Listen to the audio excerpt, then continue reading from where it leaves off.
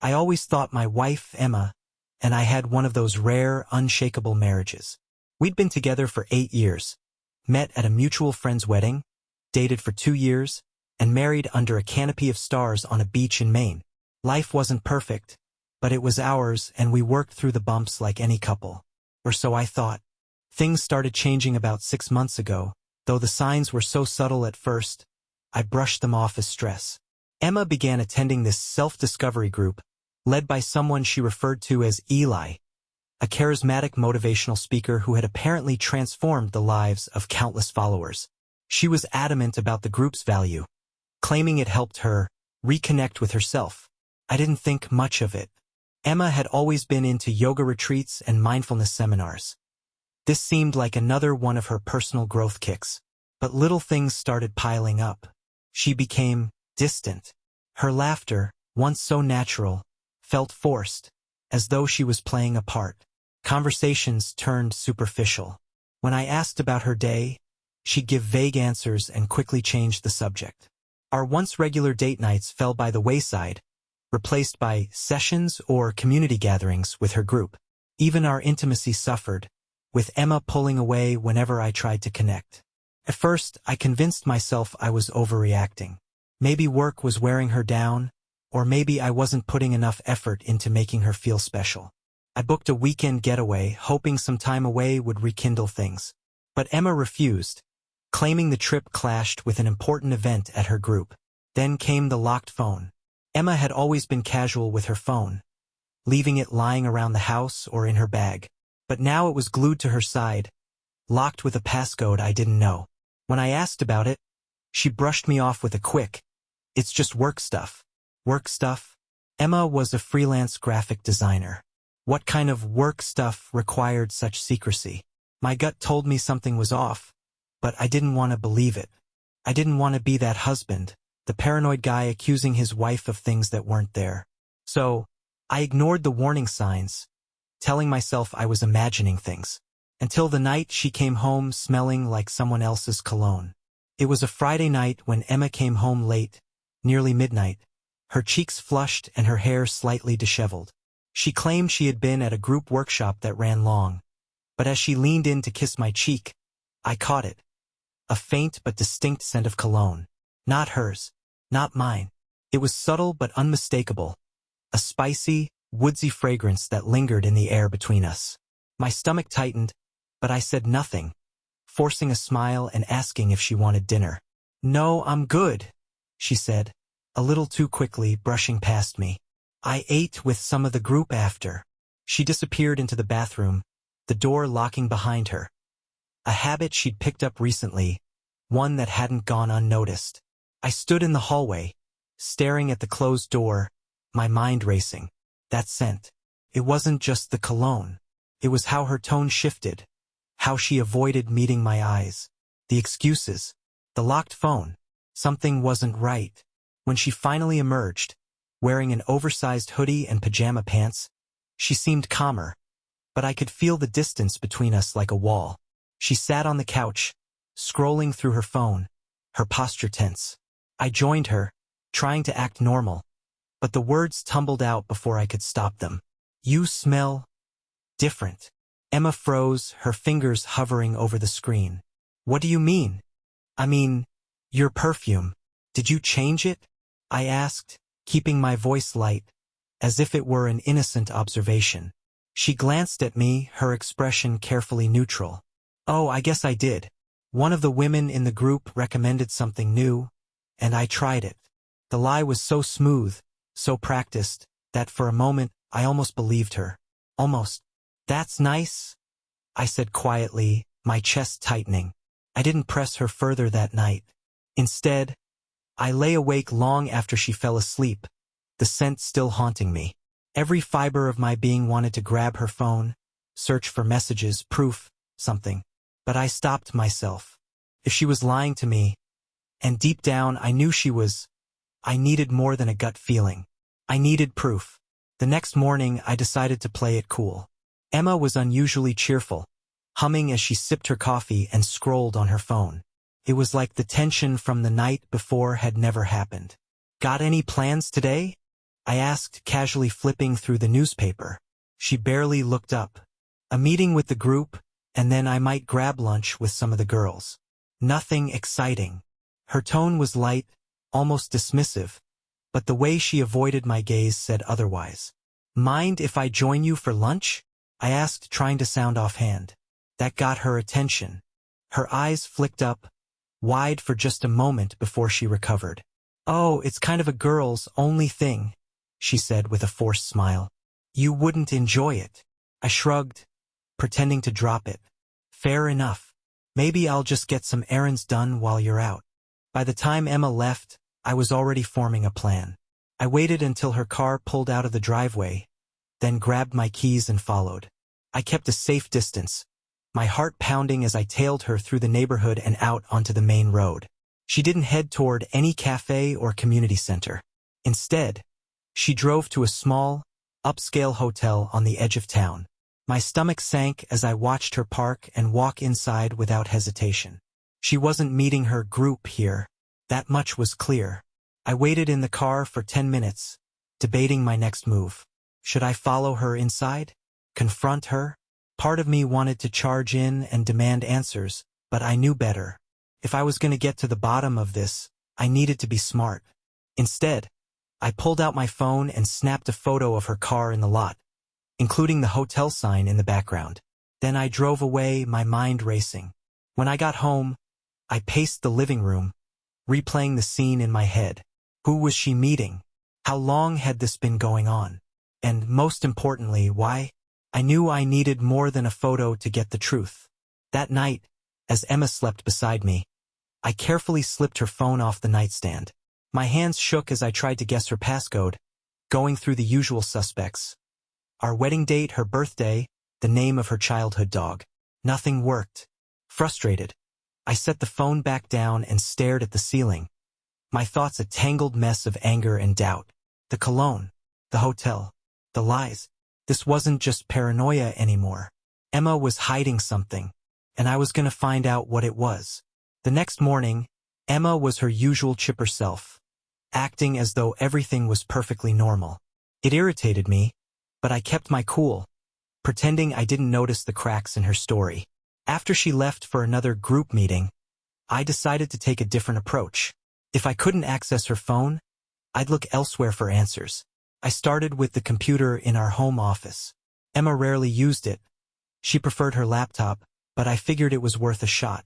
Sure enough, after a few minutes of digging, I found a folder labeled Workshop Notes.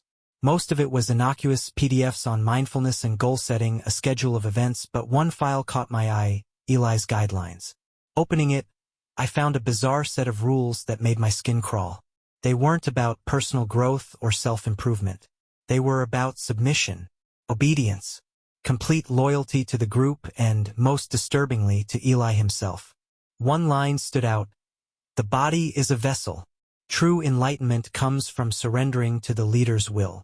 My stomach churned as I scrolled through the rest of the document. It wasn't just a self-help group. This was something darker, something twisted. I printed out the file and stashed it in my desk drawer. I didn't know what I was dealing with yet, but I was certain this Eli character had a hold over Emma, and I wasn't going to let it continue. That evening, I tried to bring it up casually. So, what's Eli like? I asked over dinner. Emma froze for a split second before forcing a smile. He's incredible. So weiß, so Kind. He's helped so many people find their purpose. What's his background? I pressed. Is he a therapist or something? She hesitated, and I could see her carefully choosing her words. Not exactly. He's more of a spiritual guide. He's been doing this for years. I nodded, pretending to accept her answer, but my mind was racing. I needed to know more about this man who had clearly ensnared my wife. Later that night, while Emma showered, I grabbed her laptop and searched her browsing history. Most of it was the usual social media, online shopping, but then I saw a string of recent searches related to hotels, private venues, and intimacy workshops. The pit in my stomach grew deeper. Whatever this group was, it was far more invasive than Emma had let on. I copied the browsing history to a USB drive and tucked it away. I wasn't sure what my next move would be, but I knew one thing. Emma was caught in something far more dangerous than I'd imagined, and I wasn't going to let it destroy us. The next few days felt like a delicate balancing act. I kept my discoveries to myself, watching Emma more closely than ever. Her behavior was growing more erratic. She was glued to her phone, often sneaking off for hushed conversations, and her absences were becoming longer and more frequent. I started piecing together a timeline, cross-referencing the hotel visit with her supposed group events. The story didn't add up. One night, I decided to take things a step further. When Emma left the house for another meeting, I followed her again. This time, I parked a safe distance away and watched as she entered a dimly lit event space downtown. The windows were covered, but a sign above the door read, "Eli's Enlightenment Retreats. Private event only." I waited in the car for what felt like hours, my anger simmering beneath the surface. Around midnight, people began trickling out, laughing and chatting as if they'd just attended a casual social gathering. But then I saw Emma. She was walking arm in arm with a tall, charismatic man I immediately recognized from the photos on the group's website. Eli. He leaned in close, whispering something in her ear that made her laugh, a sound I hadn't heard in months. They lingered near his car, and I watched as he placed his hand on the small of her back, a touch far too familiar. I clenched the steering wheel so hard my knuckles turned white. This wasn't just a spiritual connection. This was physical, intimate. Finally, they parted ways. Emma got into her car and drove off, oblivious to the fact that I was tailing her. When she arrived home, I parked down the street and waited until the lights in our bedroom went out. I needed time to think, to plan.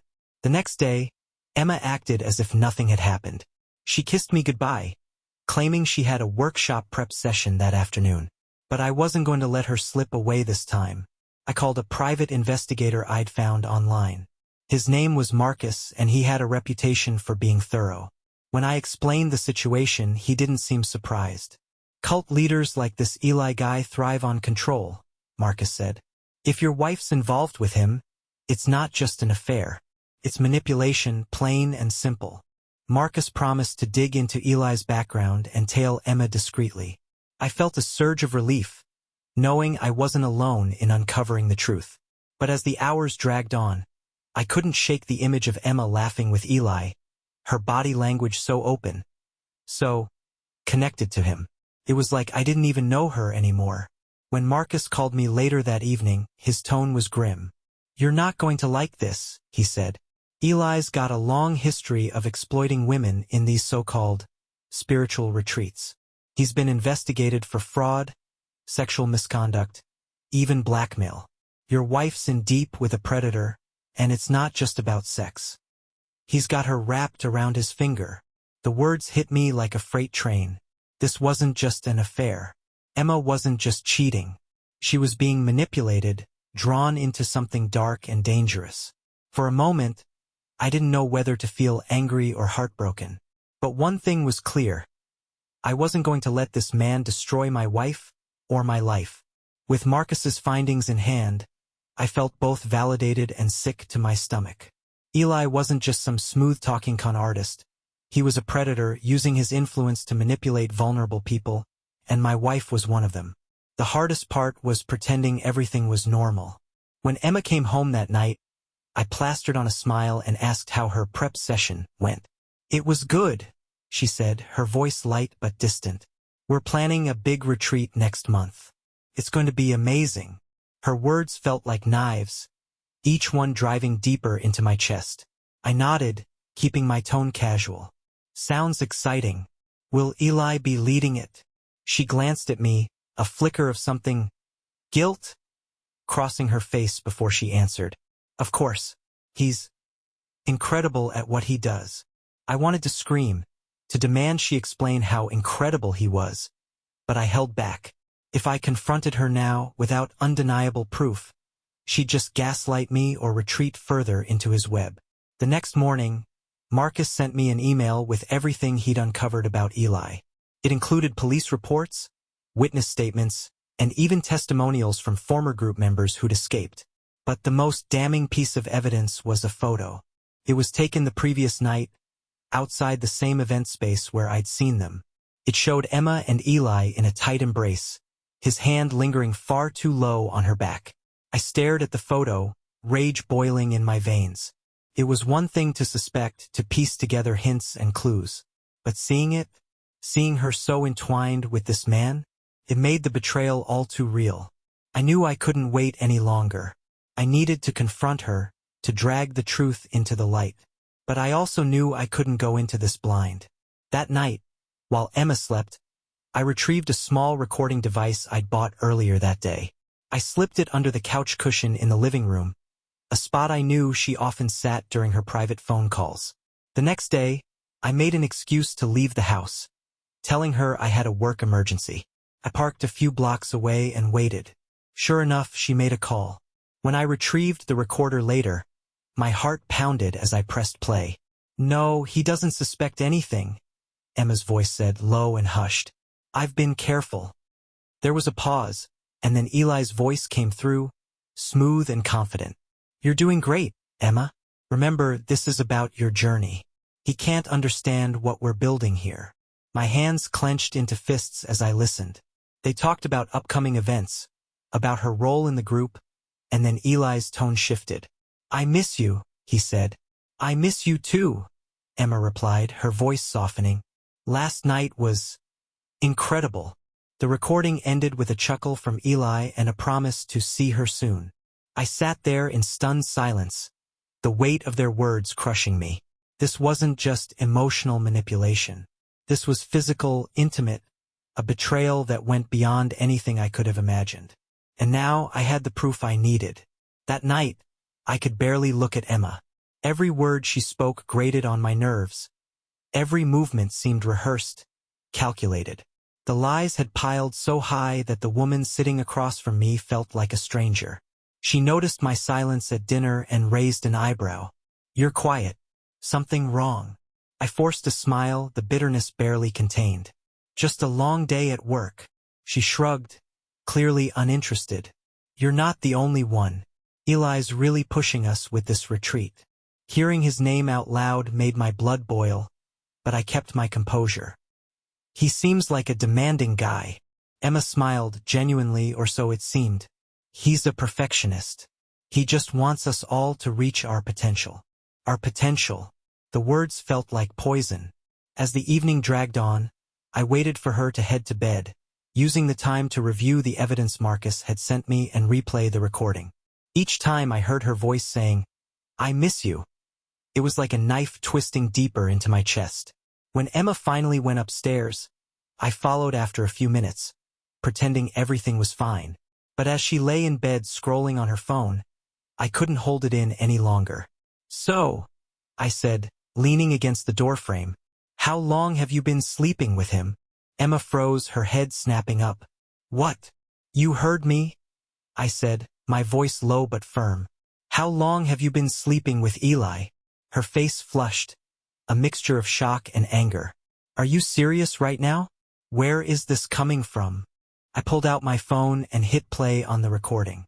Her voice filled the room. "I miss you too. Last night was incredible." Emma's face went pale. "You were saying?" I asked, crossing my arms. For a moment, she looked like a deer caught in headlights.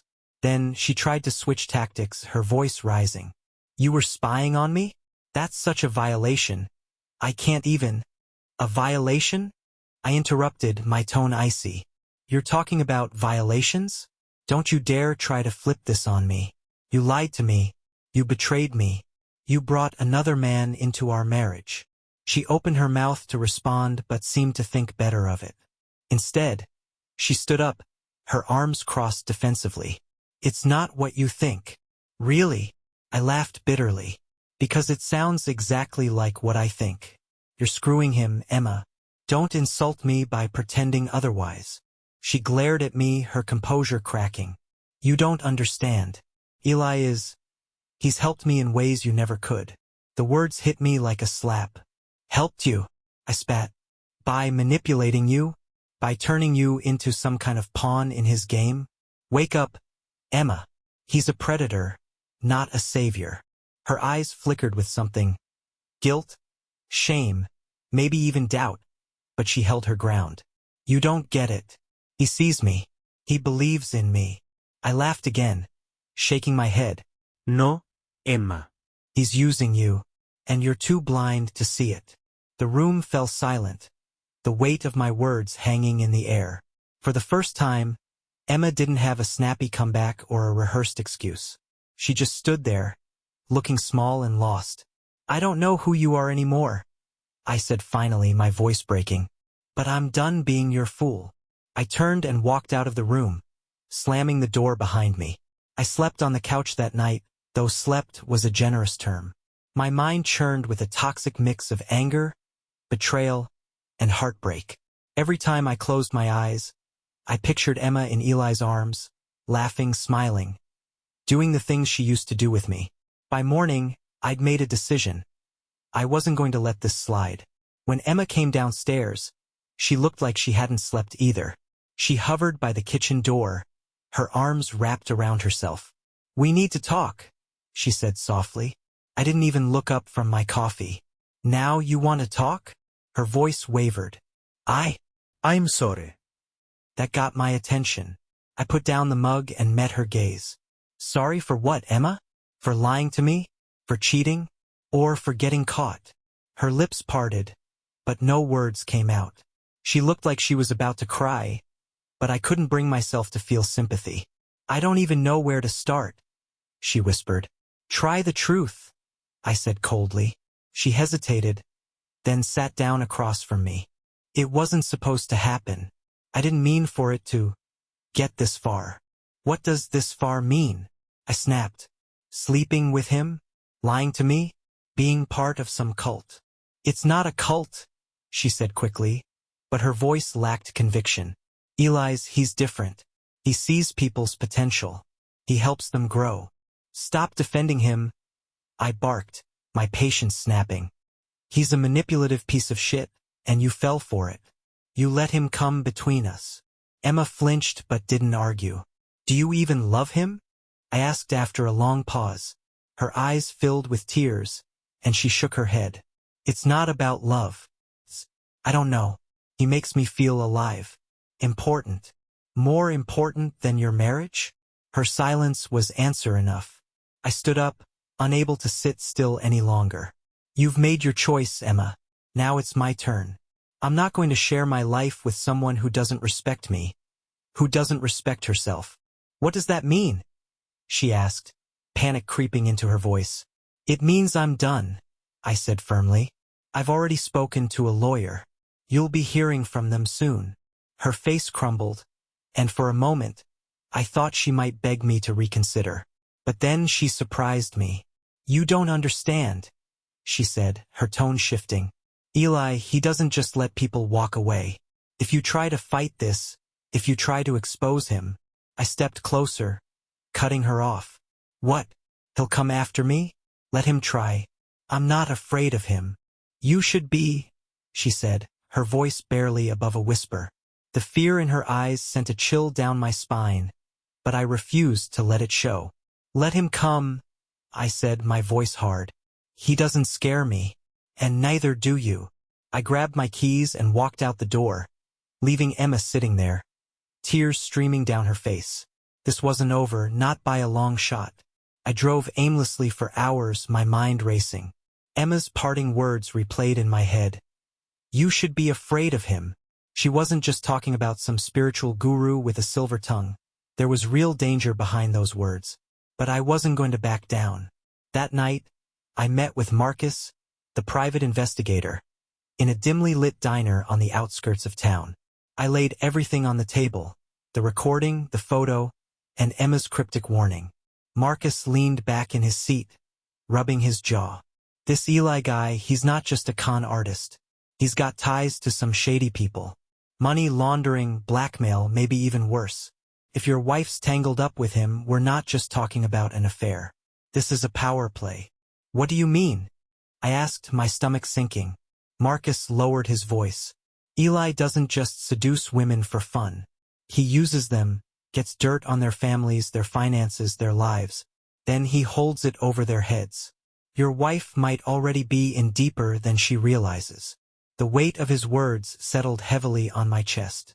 So, what do? We take him down, Marcus said simply. But we have to be smart about it.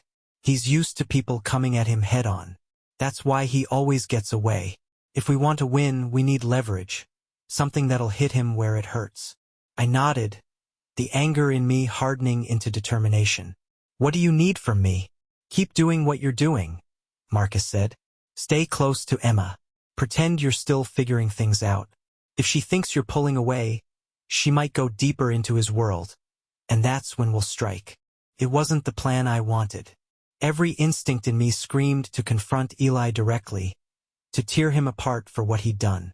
But I knew Marcus was right. This wasn't just about me and Emma anymore.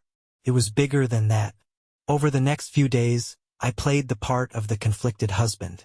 I didn't mention the lawyer or the evidence. Instead, I acted distant but civil, carefully observing Emma's every move. One evening, as she was getting ready for another meeting, I casually asked, "What's the retreat all about anyway?" She paused, glancing at me in the mirror. "It's a reset, a way to reconnect with yourself, to let go of old patterns." "And Eli runs the whole thing?" I pressed. She hesitated, then nodded. "Yeah, he's amazing at what he does." I fought the urge to roll my eyes. Maybe I should come, see what all the fuss is about. Her reaction was immediate. Panic flashed across her face, and she turned to face me. No. It's not for everyone. It's really intense. You'd hate it. Intense. I wondered just how deep this rabbit hole went. That night, Marcus called with an update. "We've got something," he said. "Eli's been skimming money from his followers. Big money. He's using shell companies to funnel it offshore." "How does that help us?" I asked. "If we can tie Emma to those transactions, we'll have leverage," Marcus said. "She might not even realize it, but if Eli's using her name or accounts, she's complicit. That's our way in." The thought of Emma being used as a pawn in Eli's schemes filled me with rage. But it also gave me hope. If I could prove she was being manipulated, maybe, just maybe, I could save her from this mess. "Get me the proof," I said. "And then we'll take him down." Marcus chuckled. "I like your style, man. Just be ready. When this blows up, it's going to get messy." Messy was fine by me. I wasn't just fighting for my marriage anymore. I was fighting to destroy the man who had poisoned it. Marcus worked fast. Within a few days, he uncovered the paper trail tying Emma to Eli's financial schemes. Her name had been used to sign off on suspicious transactions, likely under Eli's influence, and the amounts were staggering. Tens of thousands of dollars funneled through accounts she probably didn't even realize were hers. "He's got her locked in tight," Marcus explained when we met again. "If this goes public, she'll take the fall alongside him." The realization was like a punch to the gut. As angry as I was at Emma, I didn't want her life destroyed. She was a victim as much as she was a betrayer, caught in Eli's web. But I also knew that exposing the truth was the only way to free her and take him down. We devised a plan. The upcoming retreat was our opportunity. It was being held at a remote estate just outside the city, and Marcus had managed to get the address. If I could get in, I could record everything: Eli's manipulative tactics, his coercion, and hopefully a confession about the financial crimes. "Are you sure about this?" Marcus asked as we finalized the details. "This isn't just about catching him cheating. You're walking into dangerous territory." "I'm sure," I said, my voice firm. "He's taken everything from me. I won't let him get away with it." The night before the retreat, I confronted Emma again, careful to play my part. "I've been thinking," I said as she packed her bag. "Maybe I was too harsh the other night. I want to understand what you're going through." She looked up, her eyes wide with surprise. "Really?" I nodded, forcing a small smile. "Maybe this retreat is what you need. And if it helps you, it'll help us too, right?" Her face softened, and for a moment, I saw a glimpse of the woman I used to know. "Thank you," she said quietly. "That means a lot." I didn't tell her that I'd be going too, or that Marcus had already secured me a fake identity to get past Eli's screening process.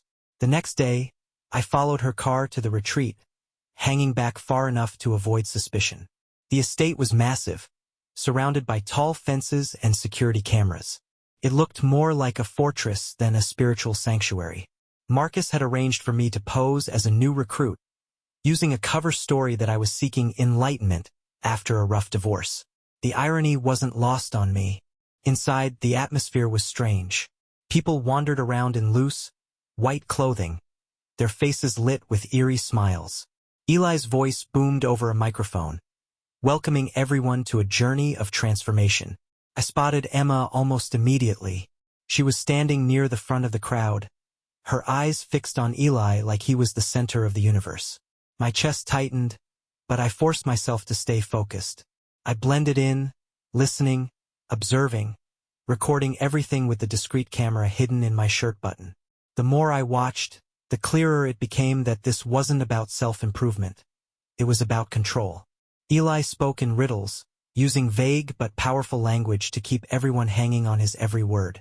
He encouraged vulnerability, urging participants to share their darkest secrets, their biggest fears.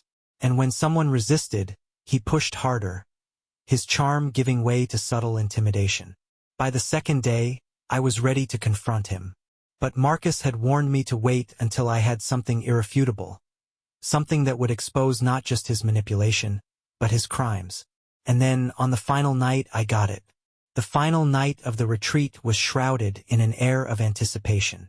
Eli had promised a transformative experience for everyone, and the attendees were buzzing with nervous excitement. I kept my head down, blending in with the group as we gathered in the estate's grand hall, lit only by flickering candles. Eli stood at the front, exuding his usual charisma, but now there was an edge to it, a command that silenced the crowd.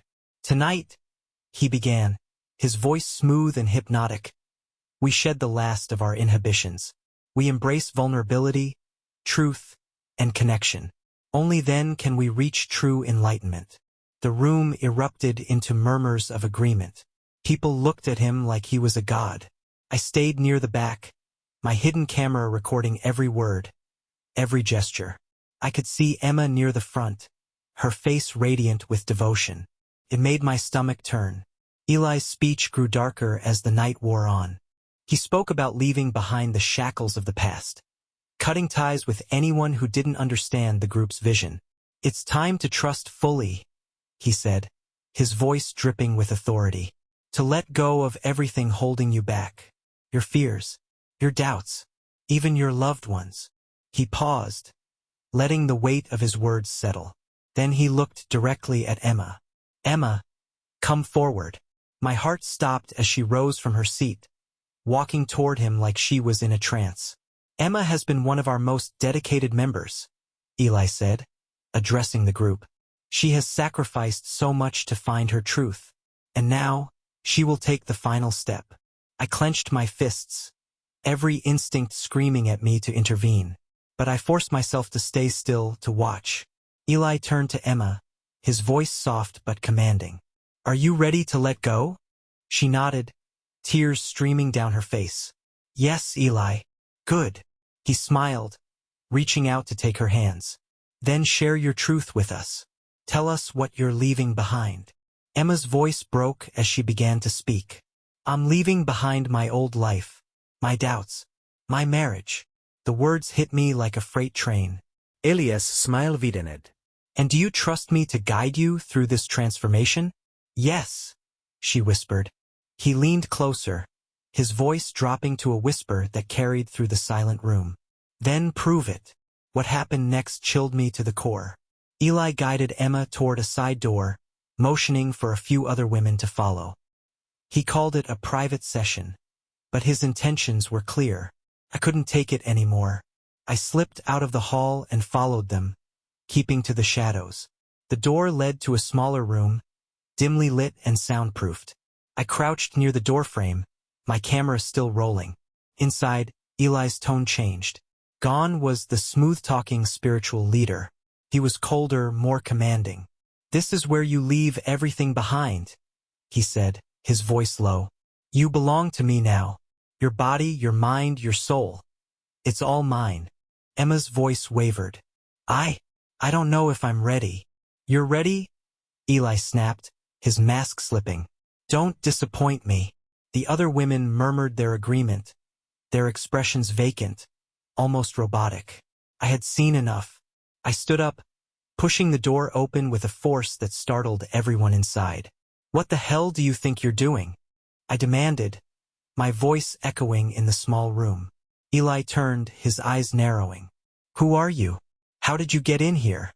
I stepped forward, my rage barely contained. I'm the husband of the woman you're manipulating, and I'm here to put an end to this. Emma's face twisted in shock and fear. David, what are you doing here?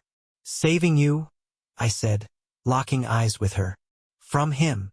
Eli's face darkened, but before he could respond, I held up my phone, the camera still recording. I've got everything, I said. Your threats, your coercion, your crimes. And it's all going to the authorities. The room erupted into chaos. Eli's confident facade shattered as I waved the phone in the air. You think you can just walk in here and threaten me? He hissed, stepping closer. Try me? I shot back, my voice steady despite my pounding heart.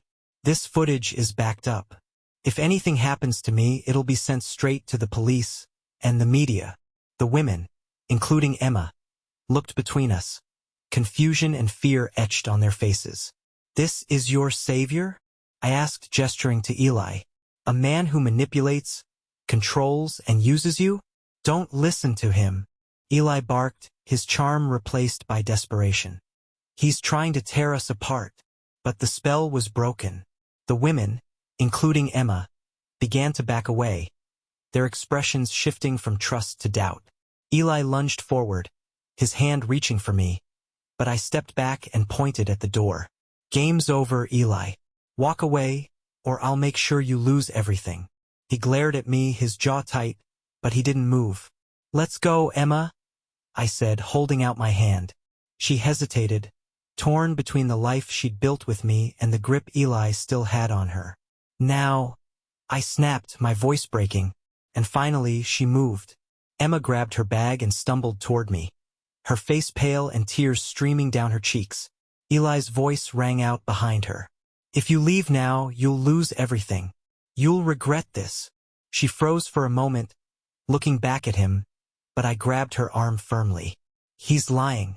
Let's go. The other women stood frozen in confusion, unsure of what to do. Some began murmuring among themselves, their faith in Eli visibly cracking. We pushed through the doors and into the night. I didn't stop until we reached my car, the adrenaline pumping through my veins. Get in, I ordered, my voice sharp. Emma hesitated, then obeyed. As I started the engine, I could feel her shaking beside me, but I didn't say a word. We drove in silence, the tension suffocating.